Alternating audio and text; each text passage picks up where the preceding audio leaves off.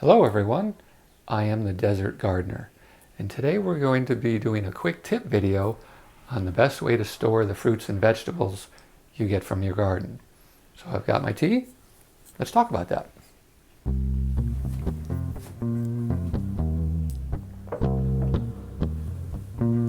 Now in my last video we talked about the best way to store your seeds to make them last the longest.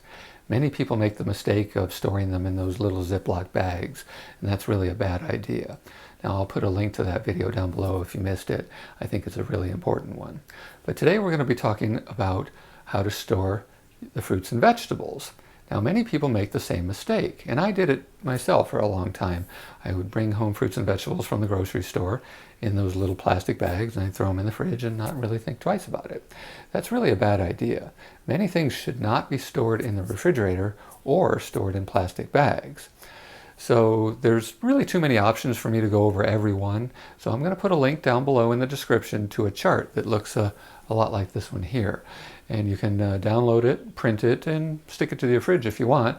And eventually you'll put it to memory. It'll tell you what things you should store in the refrigerator, what things you should store on the counter, what things you should store in a cupboard or root cellar if you have one. It also talks about what things store well in the freezer too. This way you can make things last the longest. Now there are also some tips on here that will talk about what you should and shouldn't store them with. For example, bananas and onions will release a gas that will make other fruits and vegetables ripen more quickly.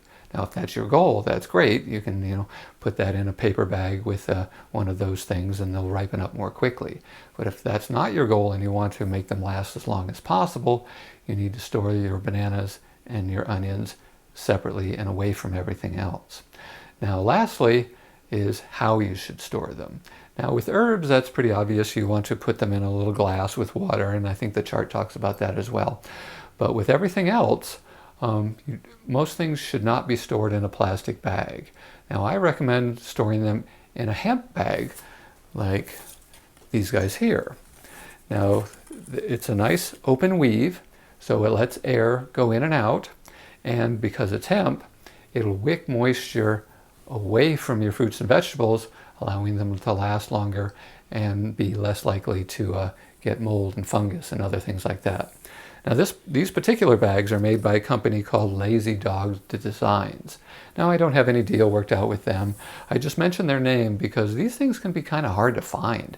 When I was searching them online, a lot of my search results were companies that were making grocery bags, the ones that you are meant to take to the grocery store when you do your shopping. That's not what these are. These are storage bags. These are meant to put your fruits and vegetables in them once you get home and store them either on the counter or in your refrigerator. And they come in a bunch of different sizes, like this little one here, usually great for a single onion.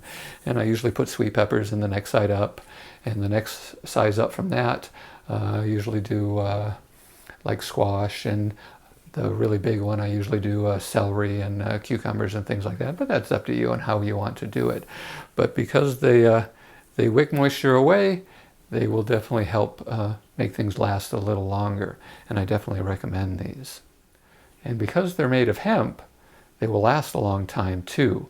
If they get dirty, just throw them in the laundry with your other clothes and they will come out just fine.